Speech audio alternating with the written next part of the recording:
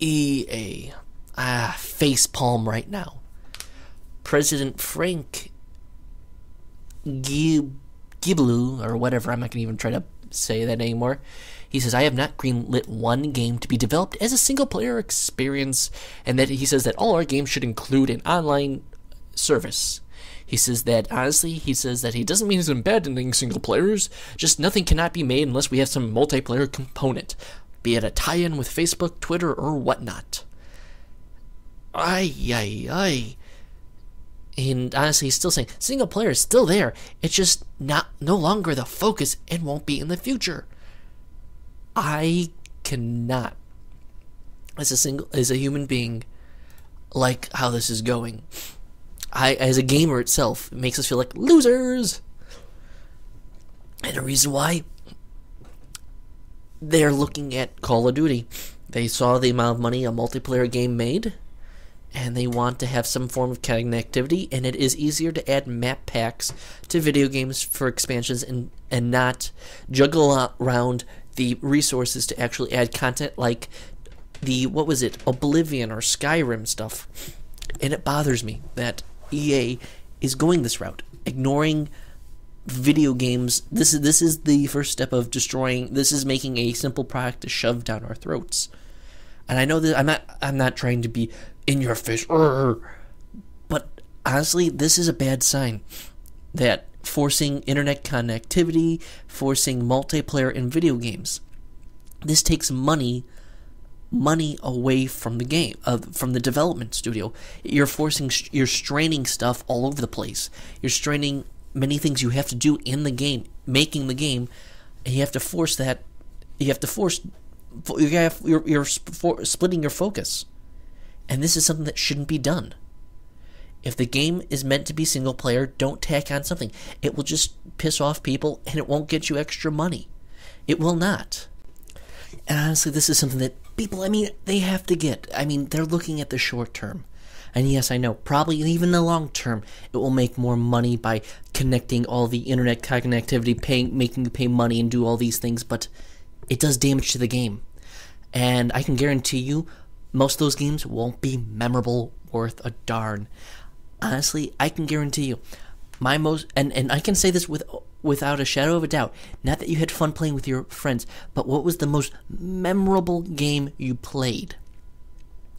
Honestly, you can say, oh, I played something memorable in multiplayer, but I can say that's not the most memorable game as a whole you played.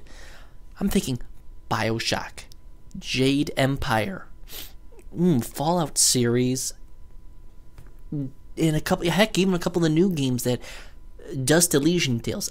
It's pretty memorable to me personally. I know this is all personal, but I can guarantee you that this multiplayer focus or internet connectivity is not the best thing for video games.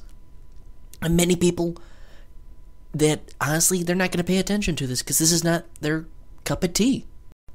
But I'm a gamer who plays games, and I've been seeing this trend for multiplayer being stuffed into games. Yager Studio, when they made Spec Ops Online, said multiplayer is a cancerous growth. And honestly, I believe that they're seeing video games as an art form like many of us gamers who've been playing for some time. And honestly, multiplayer can be added, can be put in there, if it was its intention or thought from the beginning. But forcing internet connectivity, forcing this multiplayer aspect, forcing a way to interconnect things. Now, honestly, in theory, that sounds great. Everyone's connected. We can get together, sharing our love. But in reality, it's abusing what makes this games as a whole medium fun, an interactive world we can be in. Now, Counter-Strike, I know, you're living Counter-Strike playing a game. That's a multiplayer thing. That was multiplayer focused. There's no grandiose story. There's nothing to make a point or anything.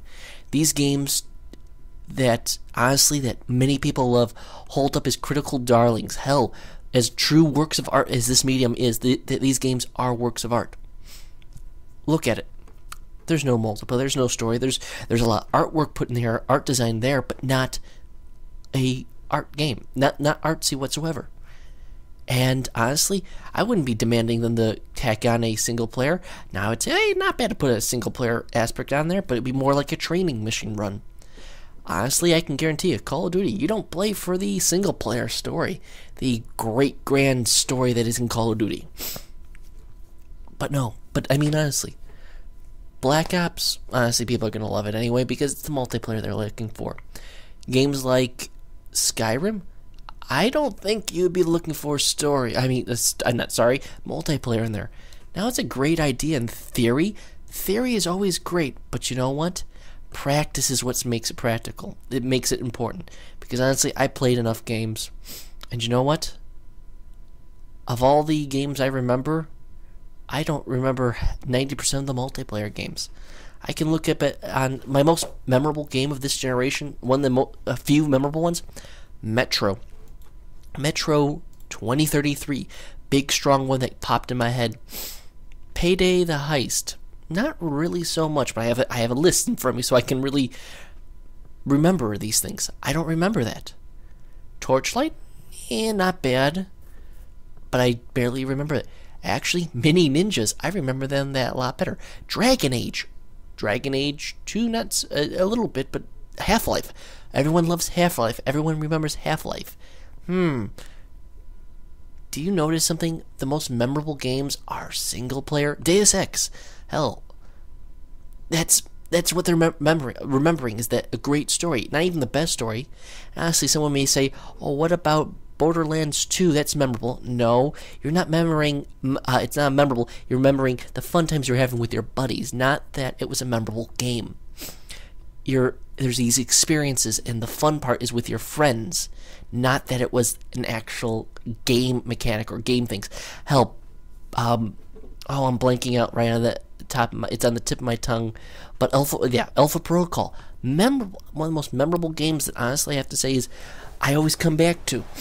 And honestly, I can guarantee you all the games that most people come back to for enjoyment, not just playing to have fun, but serious in-depth enjoyment, is not multiplayer games. And honestly, most multiplayer games have a short shelf life.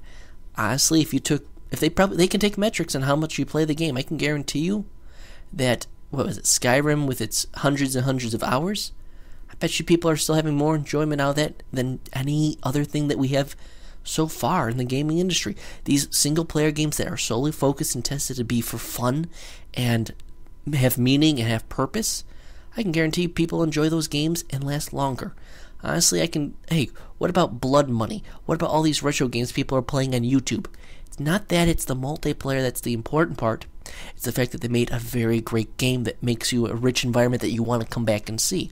And the fact that forcing multiplayer damages that as a whole. Because honestly, I don't think games need the multiplayer. Not every game needs to be the next COD. And you know what? EA sees a money bag to grab, sees that they can squeeze out that extra dollar, and they're focusing too much on a business. This hurts games as an art form. Games are art. I don't care what some people say, and you know what? I can see their point of view, but you know what? To me, games are an art form, and that tacking on multiplayer is not an excuse. Now, it's a fun mechanic. Not making it a fun game, but a fun mechanic. Multiplayer can save a game, but it doesn't make it a good game. And honestly, what are the great multiplayer games? I can guarantee you there is almost no single player aspect in there. Or it was, Counter-Strike came out of a mod. There was no intention to make it a single player game. There was no single-player game with Counter-Strike, but someone made it because they wanted to have a competitive game. They wanted to mess around. That was the intention. The fact that forcing multiplayer intentions and internet connectivity, I don't need to be having... I love games. I'm proud to be a gamer, but I don't need to be trouncing that around on Facebook or Twitter or what have you. Honestly, you may be saying, you're doing the same thing on YouTube. Yes, I understand your point of view. I'm doing the same thing on YouTube. But I have different things to say. And it's not just that, I'm a gamer, woohoo. I'm throwing my you-know-what around saying, look at me, I'm such a great gamer, I love games so much. That's not my major thing. It's the fact that I love games, and I like talking about them, and I like bringing them to people and saying things that honestly are not always said. And I feel like games should not be so focused. This EA bit, great idea in theory, but horrendous and a money grab, and the fact that it will hurt games in the long run. I know I've rambled. I know I've repeated. I hope you. Please tell me what you think of what you think.